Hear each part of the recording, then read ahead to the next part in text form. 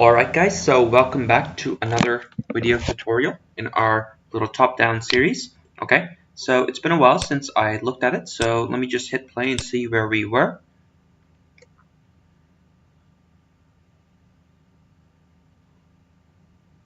Okay, so we had our enemy AI following us animated, we had our player which was also animated, and when it got too close, it was pretty much attacking us. Okay, so let's deal with that situation here. Today what we're going to do is we're going to look at something called animation events. And animation events is something really powerful. Now again, as always, this is going to be a gentle introduction to animation events, but I want you to think about the kind of cool things. Once we've done it, I want you to think about the kind of cool and powerful things that you can do with animation events. Okay, so an animation event is basically exactly what the name sounds like. It is an event within the animation. So for example, when I hit play, what I want to do is when he gets close to me and when he attacks me, during that animation, basically, at the moment it's just spamming and this doesn't look right. So what I want to do is when he attacks me the first time, right when he's attacking me, I need to be able to check during the animation. At some point in time during the animation, I want to check whether or not I'm still within range or if there is some sort of an overlap and things like that. What I mean is, let me show you. If I go here, if I select my enemy, if I go here in Windows, and if I go here in my animations, and if I find the attack animation over here, and let's try and find our enemy. Okay, so this is the attack animation. If I hit play now, he'll start. It'll just start playing it. So what I mean is, okay, so this is the beginning, and then he starts attacking, and at some point in time, the attack is at its apex, right? So when the user, or I mean, when this AI is in this position, you naturally expect to be dealing the damage, right? You naturally expect to be running the game over condition and such. So that's what an animation event does. You can add an event somewhere right within your animation. Now notice at the moment the attack animation that we are using is read-only. A read-only animation means that you cannot add an animation event to it. Okay? So we need to change that, and the way we're going to do that is let's go to our animator, we're gonna make some changes. So we'll go to our little folder where we got the motions. Let me see where it is. Okay, so here and in the motions. Okay, so we've got this attack animation over here, and this at the moment is read only. Okay, so notice inside the attack animation there is something called attack. Okay, so I'm gonna duplicate this by pressing Ctrl D, and notice I now have attack 1. And okay, so it seems that I had already duplicated it one time, so I'm going to go ahead and delete the attack 1, but you should duplicate it and then move it outside of your attack animation. Now if I drag and drop this over here, okay, this attack 0, if I'm not wrong, it's probably not going to be read-only. So I'm going to go ahead and just check. I'm going to go on Windows Animation one more time, and over here notice how there's walk, attack, and attack. So this is the new one that we just created. Okay, so we're gonna wire attack this one here up like before. So let me just see what the conditions were. All right, so we were using a trigger and nothing here, so I'm gonna go ahead and remove this. I'm gonna go ahead and remove this, and I'm gonna drag and drop our attack like so. Okay, if you're a little bit confused, what I did was I went in the motion or the animation for the attack. I simply did this. I took this, I duplicated it, and then I moved it outside of the animation. Okay, so I'm going to go ahead and wire these transitions up again with our new attack animation, and this was trigger. And just before I do anything else, I'm going to make sure that I didn't break anything. So let's just hit play and check if everything's working fine. Okay, so it seems to be working fine, but the one cool thing that changed though was that the attack animation is now not just read-only. We can actually add our animation events. So if I go here and our attack, it's no longer read-only. Okay, so let's find our enemy and let's try to find that point. All right, so this point, in fact, I think I've already put in a couple of animation events, it seems. So yeah, there's an animation event at this point, and there's one at this point. So what I'm going to do is I'm going to go ahead and remove this animation event, and we'll stick with this one, okay? So this is the point where I want to do some logic, and I want to check, oh, is the player still in the range? I want you to recall in the last video, if I go back and if I switch over to the code, what we were doing was we were checking if the agent is close enough, then let's trigger the attack animation, okay? So when the player is somewhere over here, when it is within the range, it's going to trigger the animation. So it's going to start animating, but look, in that time, the player could have moved, especially if your player is moving really quickly, for example, right? Depending on the dynamics of your game. So what I want to check is, all right, so we triggered the animation, it was close enough, but when it gets to this point, I want to check, hey, is the player still close enough? And in that case, we can think about dealing some sort of damage, okay? So that's what an animation event does. Now I'm going to go ahead and rename this animation event if I can. So how do I do that? In fact, okay, so I'm just going to delete this animation. Okay, all right, so I get it.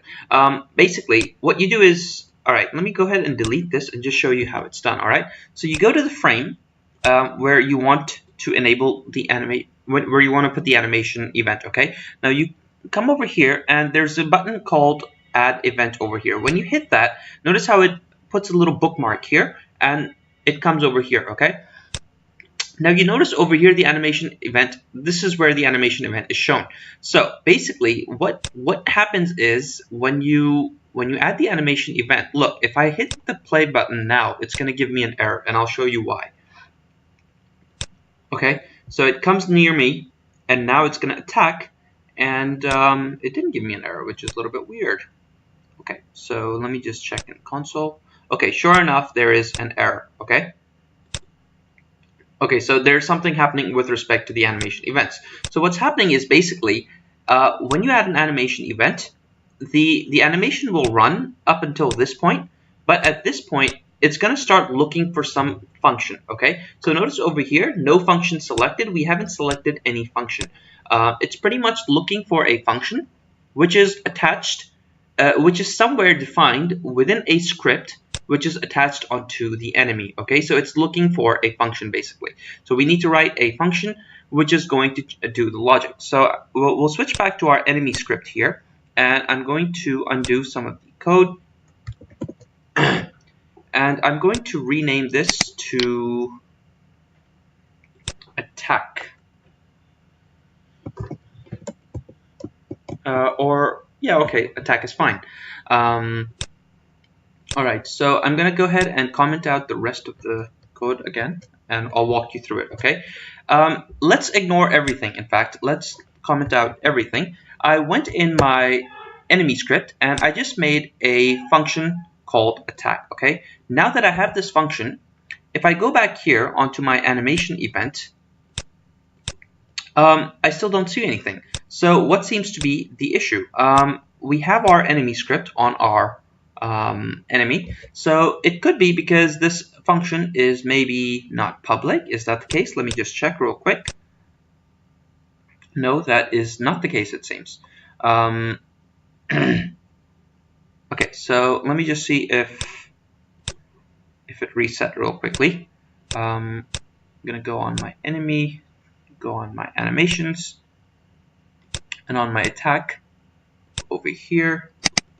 Alright, yeah, so it was basically my Unity which was playing tricks on me. So the function over here, it doesn't necessarily need to be a public function, okay? But it will automatically go in the script. So when it comes to this point, I can select this attack function. And the attack function, I get this attack function here simply because the animator goes on the game object onto which it is attached, and it will cycle through the scripts which are attached, so in this case the enemy script, and then while it's going through the enemy script, it will come across a function called attack. Okay, so we can have multiple functions for different things, as you can imagine. So this attack function pretty much plays exactly when the enemy is in this position, okay? And now we need to check, hey, are we still close enough? And this is something we've done before, so it must be pretty simple, right? Notice how over here we checked, hey, is the enemy close enough to attack? If yes, then let's start the attack animation. So this is where we were starting the attack animation, okay? But now we're in the middle of the attack animation. We play this function and we want to check, hey, are we still close enough? What if the players moved away and such? So I can simply do something like an if statement one more time, and I can check, hey, is the remaining distance less than the stopping distance? I hope that makes sense. This is exactly the same thing. And now by doing this, we can check, hey, if our code comes into this part, that means we can deal the damage. All right. Okay. So once again, ignore this part here, okay? Because I'll get to this when I do another episode on polishing and game design. But you can notice over here, I'm instantiating some blood effects, some sound. So this is pretty much all just design.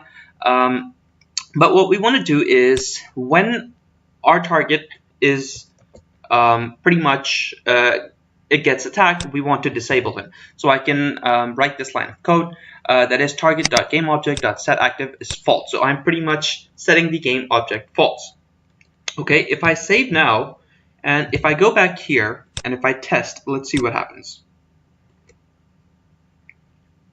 I can go ahead and close this animation window, in fact. So it gets close to us, and notice how it attacks a couple of times and then it stops. Let's try and run it one more time just to make sure everything is working fine. And there it goes. It stops. It runs a couple of times extra, once or twice, because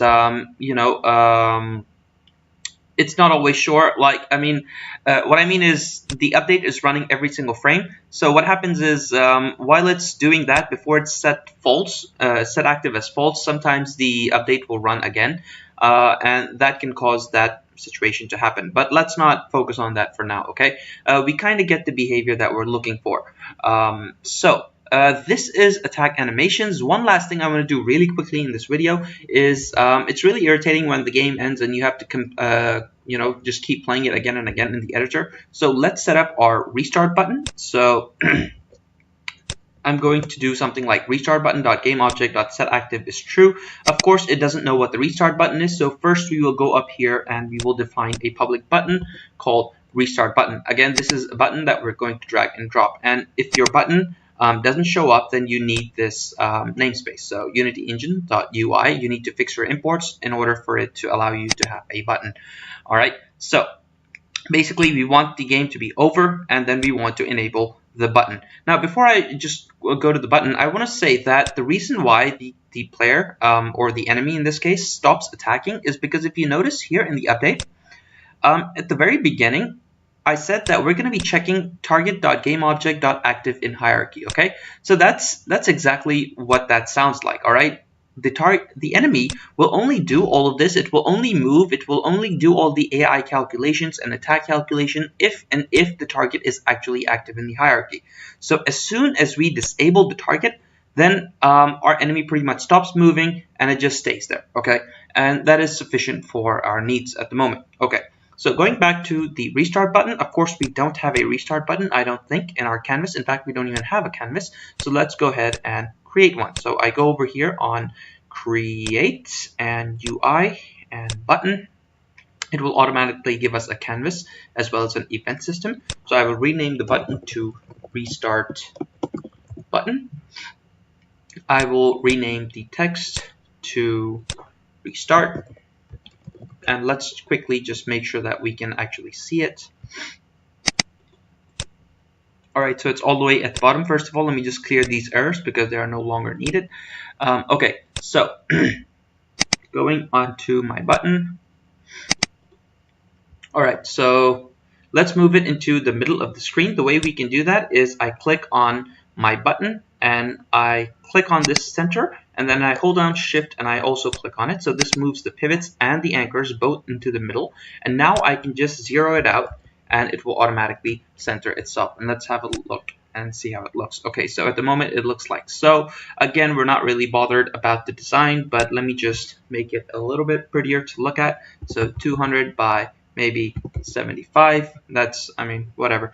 And let's give this a slightly grayish color for now. Again, this is just me randomly doodling, and maybe we can give it an outline as well. So, all right. What we want to do is we want to rename our button like I didn't do before, and we need to pretty much give it a function. Now, this is something we've done plenty of times before, even in our crazy Cavi tutorial. So we can pretty much go in our, what I'm going to do is I've got my restart button on my enemy script, it seems. Now, of course, you don't, I mean, it's really not such a great idea to put the restart button on the enemy. I'm not sure why I did that, but that's okay in this case. So I will go in my enemy script, and again, you should rather put it in a player script, or you could rather put it in a game manager script. Okay. In fact, let's just remove the restart button from our enemy. I don't like that. Let's at least just put it in the player. Of course, this is also not great practice, but still. And when you write the scene manager situation, once again, it will give you an error simply because you have to fix your imports. So let's go ahead and import our scene management. Again, I'm kind of breezing over this because this is something we've done before. Okay, so as soon as you include scene management, this error should be fine. And all we're doing is basically on restart, when this function is called, we want to do scene manager.load scene and game scene. Game scene is the name of our current scene. So if I go over here on scenes, in this case, the name of my scene is game. So I should probably change that to game. So this name has to match up with your current scene. Okay. All right. So we've got our restart function. Now let's go in our restart button. Now, in order to access that function here, when our button is clicked, we need to drag and drop the object. And in this case, since the restart button was in the player script, which is on the player object, then we will drag and drop the player game object. And now I can pretty much access these scripts and components. So these are all the components which are part of the player, right? So transform, animator, player move, nav, mesh, agent, and we're looking for this player move component which we wrote. And in player move, there is this on restart. This is the one that we need. Okay. So if I hit play now, in fact, actually, I need to disable obviously the restart button. And when the game is over, we will enable it. So notice over here in attack, we were doing restart button.gameObject.setActive. You pretty much need to drag and drop the restart button over here like so. So notice over here in our enemy script, we defined a public button, restart button, okay? And we created that button. And when the game finishes, we are enabling that button like so. Okay, restart button.gameObject.setActive. Now I apologize, I've kind of been like a little bit over the place in between enemy scripts and player move, but I hope that it is still quite trivial, and I hope that you've followed along and I haven't just confused you. Okay, so over here we've got the restart button. I can drag and drop the restart button like so. It is initially, it's disabled, and when you know, pretty much the game is over, so I'm setting it active. So at the moment, I'm not doing any sort of a damage, right? I'm just finishing the game. So as soon as the player hits us, let's just close the game. Obviously, if you wanted to do, if you had some sort of a life bar or something like that, or if you get to that point, you know, in a later video, then we would be doing our damage calculations over here and updating our UI and such, okay? So now if I hit play, let's see what happens. Okay, so I go close, he attacks me, and look, he stops attacking me, he goes back into his idle animation, and now I've got the restart button. If I hit restart, it restarts. Once again, the change in color is simply because the Unity editor is a little bit buggy. So, I hope that this has been nice. Animation events are really powerful, and I really like using them, especially whenever I'm doing these sort of damage deal situations. So, for example, if you have a player and who's got a weapon or something. Now, in this case, our weapon is a little bit small, so I don't know if we're going to be doing melee attacks in this case, all right? But you can imagine that there's a lot of ways in which you can use animation events. So for example, let's not talk about this particular case, but let's say imagine you have some sort of an RPG game going on, and consider, if you haven't seen it, if you look at my Ludum Dare 40 game, where I'm, pretty much trying to make something like a Diablo game. So when the player is attacking, what you could do is right when you expect him to hit the target, you could have an animation event there, and then you could do something, right? So animation events are really powerful because, they allow you to get right there in the middle. And run some piece of code at that particular point in the animation. Now these animation events are relatively new to Unity. They weren't there from the very beginning. So previously people had to do a lot of irritating things, and people sometimes still do those sort of things. I'm not sure why, but for example, you would have to know exactly what frame, and you would have to code it in. Or you would have to know at what percentage of the attack animation do you want to run an event. And again, you would have to code these sort of things in. And those things are still used today. But now with with animation events, it's just so much easier. So, guys, thank you so much once again. Now, I'm trying to make these videos a little bit smaller because I spoke with some of the subs. And you guys told me that, hey, your videos are a little bit too long. And I understand that. I'm really trying my best. Sometimes I get a little bit carried away. But yeah, so...